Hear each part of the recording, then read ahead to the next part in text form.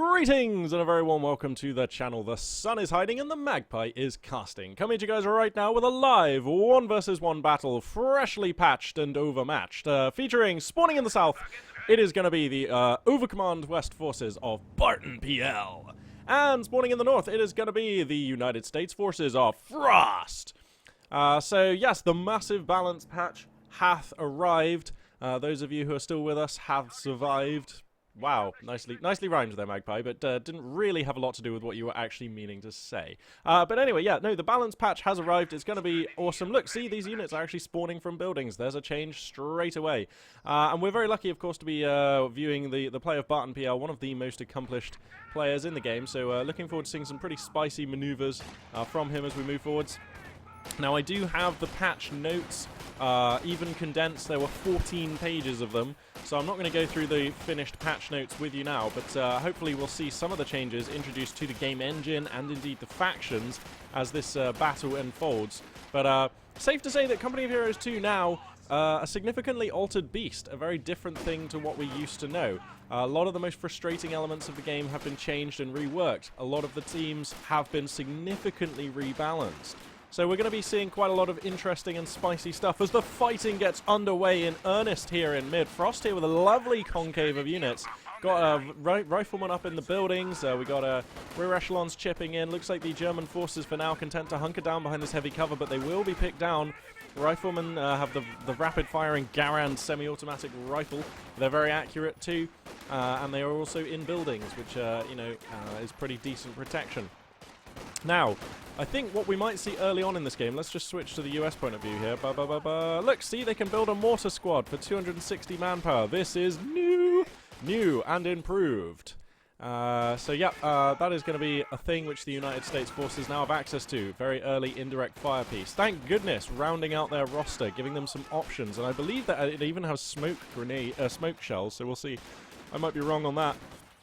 Looks like BartonPL pretty much getting the worst end of these exchanges, as I feared. And his units are getting sort of reduced down to a ragtag and wounded state, and will be forced back sooner rather than later, I feel, especially with these riflemen taking this building. That should be the last nail in this coffin. Barton, man, got to get these Storm Pioneers out of here, and he does, leaving that a little late, but just in the nick of time. In the east of the map, we've got a Kugelwagen doing the rounds, just grabbing some land. So Barton, it's not like it's not like he's falling that far behind in the resource stakes behind this. Looks like this Kugelwagen going to come across to defend this capture point, and that is nicely done. Otherwise, all of these points on the in the east of the map wouldn't be generating any resources for him. So Barton there definitely having to prioritize that. Now, in terms of the Overcommand West forces, once they have deployed a singular truck, Overcommand West now have access to the MG-34 machine gun team in their standard tech tree. That's right, you no longer have to pick a commander to have access to one of the most basic things in the game, a machine gun team, and access to the suppression mechanic, which is a cornerstone of how Company of Heroes 2 is played and operates. So more smart stuff from Relic, enabling more of the teams to play in a slightly more balanced way. So yeah, really looking forward to that. Possible squad wipe going down on this rifleman here. Barton knows it. He attaches the Kugelwagen to it. Kugel's going to chase and gets the kill. So a very nice squad wipe coming down there. Very nicely done from Barton. And Frost is a player who I don't think I've actually cast before. It doesn't ring a bell, Frost. But if he's being matched up against Barton, he must be quite good, and he's taken a number of very spicy fights so far, so I've got faith in him so far. I reckon he can definitely give Barton a good run for his money, but doing any more than that is going to be an almost superhuman feat if Barton is as good as he always has been. We'll soon see about that. Anyway, here comes a reinforcing wave of Volksgrenadiers. These rear echelons actually in the west have been getting a lot of work done. If you look at the minimap, there is actually a significant amount of red points over there, including a fuel point, so Frost definitely connecting them resources. If we look at the resource incomes, actually, you can see the story. Frost at plus 20 fuel and plus 21 munitions. Barton at plus 10 and 16, respectively. So definitely falling behind a little bit there as Barton. And this is kind of what we're used to seeing a little bit on this map, actually. You know, we've got American forces leveraging their very strong early infantry to to get an early game advantage, and it's very much the German team and Barton here who's on the back foot. But that's kind of what we used to sing. And look, where are we now? A truck has been established, so the Volksgrenadiers do now have access to the, or will shortly have access, it's just deploying, to the STG-44 upgrade package. Now, I have to say, I snuck out last night when the patch dropped and played a few games as my favorite and most beloved team, the Overcommand West. No, I'm not a massive fanboy. I play as all of the factions, but Over Command West are sort of like my favoritist faction, I suppose. Anyway, and I did play some games. Putting STGs onto Volksgrenadiers makes them, as you might suspect, into a completely different animal. Like, you know, they can run down allied units. They are significant pushing pressure. And because they're still just Volksgrenadiers, you don't really care if they sponge a bit of damage, you know? You're just like, yeah, let's send them in. It will force the allied guy to have to relocate those squads, and yeah, you know, I'll just commit them into this. I'm probably playing them too aggressively, but, you know, I got all my Volk squads up to like 4 or 5 star, and they were pretty devastating, I think it's fair to say. So anyway, I very much do like this STG-44 assault rifle package. You'll note also Volksgrenadiers do now have access to the Panzerfaust, very much like Grenadier squads, and Fallschirmjägers do have. So there's a vehicle snare available to the Overcommand West faction. Some mortars now landing. Looks like the American 81mm mortar team is now out on the field. Here it is. You can see the cool models. They've got like what look like Bangalores on their back, or some kind of ammo, or some kind of, I don't even... Yep, those are cool. So yeah, and seemingly so far the fire very accurate, and that mortar's going to be very bothersome because Barton's gone and established his battle group at HQ quite near to the front. Oh, these mortars are landing very accurately. This 81mm mortar team proving its worth already. Smoke barrage is the alternate fire, so that is indeed present on the American weapons team. Let me just check. They fire with less scatter at 1 star. They improve accuracy and rate of fire at 2 star, and they improve maximum range at 3 star. So there's very handsome veterancy available for grabs on that. And as these Volksgrenadiers are forced back just to reinforce here, I'm going to crack the tack, and you can see the story. Frost here applying fantastic pressure. Barton reeling a little bit. He's holding the tide for now. But I wonder how long he can keep this up. The American forces are just so rampantly aggressive. A lieutenant, of course, was the tech of choice, who's been in the combat for a while. You've heard his BAR chunking away for some time now. So securing that additional officer. Now remember, ever since this patch, captain squads do not come with a bazooka. They have an option to upgrade the squad for a bazooka, and of course you can grab another bazooka from the rack, but they no longer just arrive with the twin zooks like they always used to, so that's a pretty big change right there. Now, the American player does have the 3/4 ton ambulance at his base, so units that are falling back are being healed, and you can see the lieutenant there just benefiting from that heal effect. Where has this mortar gone to? Damn, this thing is already 1-star vet. This thing is just a really good mortar. Seemingly, either it's been very lucky this game, or I would say it seems to be like better than a GR34, which is saying something, because a GR34 is a fine mortar. Anyway, Barton here, utilizing the heavy cover, just still plinking away at all these American squads in cover. He still holds the east of the map, where you can see these Storm Pioneers engaging some American forces. Now, Storm Pioneers, they now have the Panzer Schreck upgrade. So, yeah, it's Storm Pioneers who are becoming a little bit more similar to Panzer Grenadiers in a way. They've got the STG-44s, and they now have the ability to grab themselves 1 Panzer Schreck for a cost of 90 munitions. Missing a lot of the economy that the Wehrmacht ones have, where you get 2 for 120, but still, a Panzer Schreck is a Panzer Schreck, and that is definitely useful to have. Whether it's as useful on the Storm Pioneers, well, it's almost certainly not, actually, but anyway, we'll see. 50 caliber machine gun is going to get set up in this building very nicely here for Frost. Remember, the 50 cal machine gun now has access to this load armor piercing rounds. That's a new thing. It also has significantly higher armor penetration values, making it much more effective against light and medium, or rather just light armored targets. You can see the STG-44 upgrades have now finished on these Volksgrenadiers, who are going to get peppered down by a lieutenant on their way to the retreat point, which is this medical building here. Oh, actually, I take it back, sorry, this medical building, not the retreat point. The retreat point is the home HQ. The medical building just a forward reinforcing and healing point. Oh yeah, bear in mind, you have to buy the medics now. They cost 100 munitions, 100 manpower and 15 fuel to purchase the medics on these buildings. Likewise, you have to purchase the mechanics from the Mechanized Regiment HQ. Combat over here in the east, as Frost attempting to grab some points, especially this fuel point off of Barton. He's also opening up the scoreline. You can see 2 victory points to 1 right now means the scoreline 437 for Barton under the 493 of Frost. So Frost looking pretty sharp right now. Storm Pioneer is going to get up onto these riflemen though. That's going to force them back. Oh, and the fight in the mid is just getting increasingly gribbly. MG34 is out now for Barton though, but that mortar is just hooning on it. Look at the amount of damage that thing is doing. The American mortar seemingly a very potent piece, already up to 2 stars. Oh my goodness. That is a brutal mortar squad. Like, I'm starting to think this is not luck because it's just been hitting consecutively. This is pretty groovy stuff here. The 50 caliber as well, just opening up on these poor Volks. Barton is in the soup right now and is in need of a silver spoon, because this is getting pretty murky out here. This is like proper murky weather out here. Look at these armies. Look at the top left, look at the top right. Like, this is actually quite evenly matched. By the way, the Rakettenwerfer is on the field, and this thing now has a slightly wider arc of fire. So the Rakettenwerfer was actually slightly buffed moving into this patch, which was quite nice. Just take a sip on my tea here. China's finest jasmine tea. The tea of choice for your cast of Magpie 842 this fine afternoon. Looks like an infiltration grenade package going to come out here. Barton has chosen the scavenge doctrine, so this is one of the abilities afforded to him. Bang! And he gets a squad wipe on those rear echelons. Nicely done. Combination of the STG and the grenades there going to do the job. Now this mortar finds itself exposed. The Volksgrenadier is going to move on in. Now remember, the STG-44 gives the Volksgrenadiers a significant firepower boost at mid and short range, and it's safe to say that is where these Volks now are. And I think he's going to pick up the mortar squad here. The fallback does come down from Frost, but that will be too late. The mortar is now available. Is he going to loot it? Yeah, Barton's going to loot himself an American mortar. This is good stuff, and he's going to get that one out of there pronto. Nicely done there. Nicely done from Barton, who actually, if you look at the minimap, has actually, not only has he held the tide, he's been able to push through and grab this cutoff point. That denies a fuel point, a munitions point, a regular point. That is a worthy cutoff there for Barton, so very nicely done. He's also managed to basically consolidate the east of the map, although that is now coming under renewed pressure.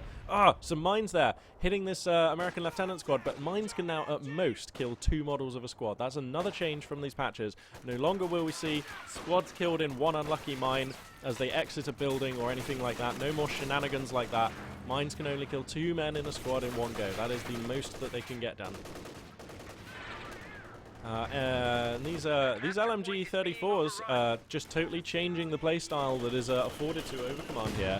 BartonPL cracking out the scavenge doctrine, as I myself last night did quite a few times.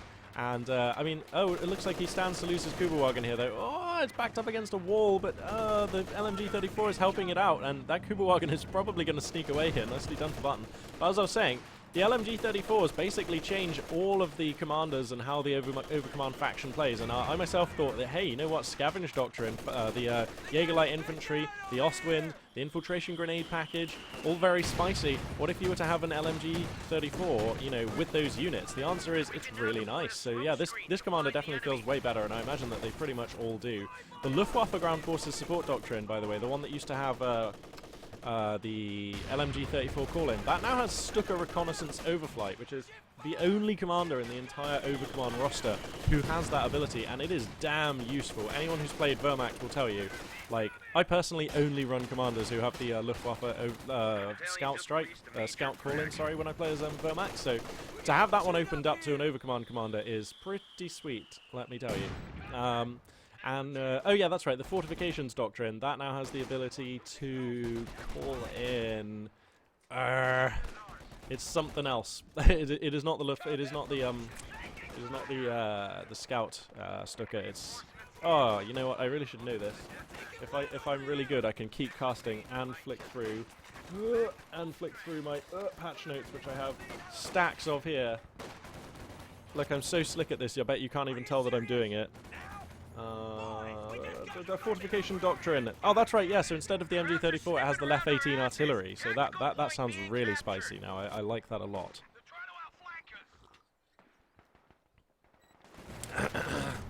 This Kuberwagen getting itself into difficulty yet again, but kind of still carrying the day here. These Storm Pioneers tagging up with it nicely. Those Storm Pioneers coming up for their second star of veterancy here. An American Major is on the field, so the American player does have access to that highest level of tech. Now remember, I believe in the highest level of tech, as I'll try and find it in these balance notes here again, but I'm pretty sure the Scott motor carriage has been buffed. I'm pretty sure that now has a much more meaty AoE and damage profile on its gun. The Jackson has been buffed. That now has significantly increased line of sight, and it's a little bit faster. So that's very impressive. And also, Veterancy 2 for the Jackson adds even more line of sight to it, so that's very nice. The Major's artillery call-in has been buffed, so that's really cool. I'm just looking through here, seeing if there's anything else that's relevant. The Sherman Bulldozer now has Hold Fire. Okay, a small change there. So a number of changes. Oh yeah, that's right, the USF anti-tank gun, the M1, is now also significantly buffed. It has better penetration, and it has a better accuracy as well. So That AT gun definitely now more in line with the pack guns and the 6-pounders of this world, which is exactly as it should have been. It was a very weak AT gun, so yeah, that makes a big difference. Anyway, let's take stock of this battle here. Let's crack the tack and we can see what's going on. Looks like the American player basically, I would say, has a slight disadvantage. It's like 45-55 right now in favor of Barton. He's still... Actually, no, he's pulled it back in terms of the scoreline. He leads now by 430 over 385.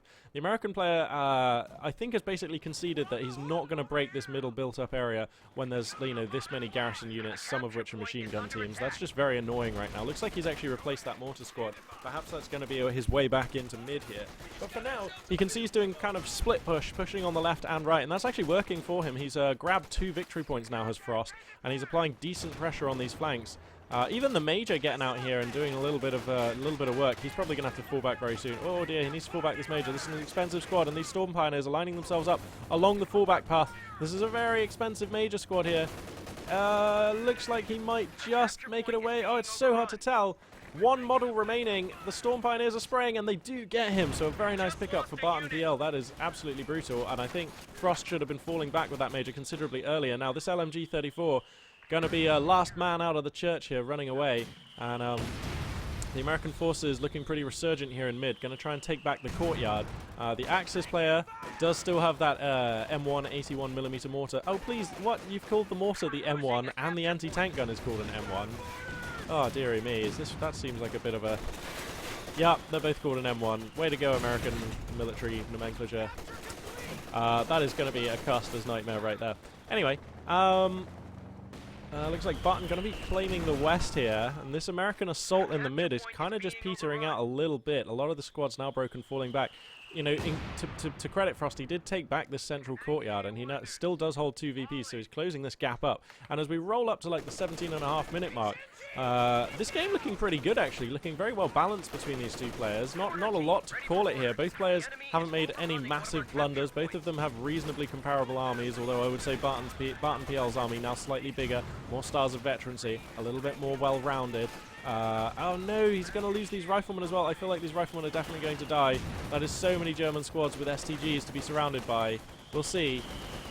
Oh, the Storm Pioneers are here for the squad wipe. Barton is utterly merciless, and he will be getting that squad wipe. There's no way that rifleman is going to make that out of there. As an artillery strike, landing in the south, he even drops his weapon. White phosphorus is used here, but a little late, I think. And that was an absolutely brutal drubbing there. BartonPL seems like he's just as good as he ever was. The American force is now utterly routed. This 50 cal using sprint to desperately try and find a way out. He's going to try and double juke his way around, but Barton sensibly splitting his units. And that will be a kill on the American MG team. You have to feel, no, it's not. They do get out of there. So I think Frost now definitely down, but not out. And we'll have to see if he's going to be able to mount, adjust, pivot his strategy here, introduce some other units into his build. He does have 170 plus fuel that he's not spent, and he does have access to the Sherman EZ8, and you've got to think that that would be a helpful tool right now as a Panther entering the production queue for the German player.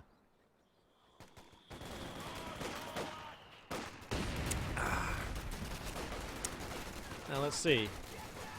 I mean, this just looks like quite a nice fight for Barton here. The American riflemen are running in, but these STGs basically keep pace at 3-star to 1-star. They do keep pace at point blank. You can't just run in. Oh, the mortars are real, though, for the American player. He now is up to 2 of them, keeping them a little too close for comfort, if you ask me. Very clustered, susceptible to being counter-mortared. But yeah, those mortars, very accurate, hooning in a large amount of fire. These Volksgrenadiers getting overrun, but a nice infiltration package, infiltration grenade package, going to maim down this lieutenant squad. But, possible squad wipe here on a very, very vetted up squad of Volksgrenadiers. Looks like they are going to get out. And, oh my god, these M1 mortar tubes are so accurate. Look at the amount of fire they're laying down. Now, it looks to me like Frost, he's stacked up to 430 manpower. Boom, there we go. Yeah, he is going to be buying an EZ8. I was going to say, that seems like EZ8 money there. And that is going to be the choice. Here comes the Panther, though, and I imagine the American player is going to be slightly dismayed when he hears that engine tone in the distance, which he, you know, if you listen, you can hear it. So the audio cue is going to reveal the Axis choice of tech there. If Frost knows his tank engines, he'll know that that's the sound of the Panther. Whoop, whoop! So yeah, rolling on in. The pintle-mounted MG going to come down in a timely manner here. 50 munitions very well spent here for Barton. Sounds like the Kuba wagon has just gone down. Yep, here it is. Looks like rear echelons with Zook's going to be the culprit there. So a nice pickup there for Frost, but it's not super relevant. Damn, these mortars just smashing the expensive overcommand infantry about, though. Really giving them a good slapping. Panther's going to find them, though, and that ought to force back the mortar squads. They'll be very brave to stay. They're taking a lot of fire. Here we go. I believe that should be the fallback now. The pintle-mounted MG42 finishes just in the nick of time to lawnmower some American weapon team members, but they are actually going to get out, so that was nice fallback timing there from Frost, and he's going to save both of his tubes. Here comes the Easy 8. Now, you know, this thing is an okay fight for a Panther. As demonstrated, getting a cracking penetrating hit there. Very nice. Now the Easy 8 is going to get a little bit cocky, going to come forwards. He has to be careful. Remember, Volksgrenadiers now have Panzerfausts. So this is a very real risk from the American player. I mean, he's kind of damage racing this Panther for now, but I don't know. Oh my god, the penetration on that Easy 8 is just making a mockery of the more expensive Panther just now. Very nicely done for the American player. 5-star Volks with STGs now cropping up all over the map. This is brutal stuff. Oh, whoa, Frost has to be careful here. Yep, he does get the fallback on these units before they died. Whoa, kind of punting their teammate here. This guy just got like kicked out the way. Brutal stuff. The Americans, no time for the dead. And, whoa, Stormpioneers here gonna get a grimy squad wipe on those echelons. No hope there. And I kind of feel like, you know, it's just been just little squad wipes after little squad wipes. Frost here just hemorrhaging units here and there, and he can ill afford to do so. He still has a slight VP lead, so he's definitely got time on his side. He can recover, but he has to stop hemorrhaging scores like this. His army now looking kind of perilously small. Look at the top left, look at the top right. I know whose army I prefer, and it's that of BartonPL, weighing in at 73 supply. 75 it was, till that Easy 8 shell just killed a couple of Volks. Over the 53 of Frost. So Frost gonna have to pull something special here if he doesn't want another loss on his record. Oh dearie me, Magpie. Oh dearie me. I'm sure I'm getting worse at casting as the days go by. I have no idea how this works, but anyway. So we've got some Volksgrenadiers here. They're going to take a fight. There's an MG34 up in this church, which is going to be helping them. Nice infiltration grenade package, actually leveling the building. So those riflemen are going to have to get the hell out of there, which they do in a timely manner. The M1 for Barton is up to 13 kills and 3 stars of veterancy, so this thing definitely no joke now. Donk, hooning shells out, and taking aim at these American forces. That is a miss, though. The two American tubes are also back in action. I imagine they're probably going to be shelling this this MG34. Oh no, the lieutenant going to be forfeit here. The retreat comes down, but it was just too late. And this is the kind of thing that Frost can't afford to do anymore. Is he actually going to get out of there? Oh no, there is a Panther here, which is cleaning up the mortars, actually, and could actually clean up this squad. He pushes forwards. The rifleman is exposed. The rounds are flying all around him. The shell goes blong. The Easy 8 takes a shot, but it does bounce, and the Easy 8 is not fully repaired, so this Panther can actually pounce here. The big cat's going to come on in and try and get some work done. He's overrunning nicely here, going up to 1 star of veterancy, finds the 3/4 ton ambulance nicely. Now the armor on this Panther is starting to look more substantial. That's 2 bounces. This Easy 8 not being able to find any damage here. Okay, there we go, there's a hit. An AT grenade going to come down off these riflemen, actually, and now the Panther is going to be forced to limp away. This Easy 8 can stalk, and it's getting more hits in here. So this Panther could well be in jeopardy. There's also fighting going on for the left-hand VP. Frost trying to storm that position with a number of rifleman squads. Volks holding fast for now. Here comes the Easy 8 pushing in. This Panther could just need 2 more hits. Yeah, it does. But the Easy 8 also just needs 1, and the Panther finds it. Wow. And that was a big swing. Now the now the Stormpioneers are here to repair. Getting focused down a bit, actually. They're very exposed when they're salvaging, so getting focused down a bit there by the rifleman. Nicely done by Frost, who's going to grab himself the left VP. Barton needs to get this 5-star squad of Volks out. He's going to lose a 5-star squad of Volksgrenadiers. A big squad wipe there for Frost, who takes the left of the map. Not for long, I suspect, but he does at least take it.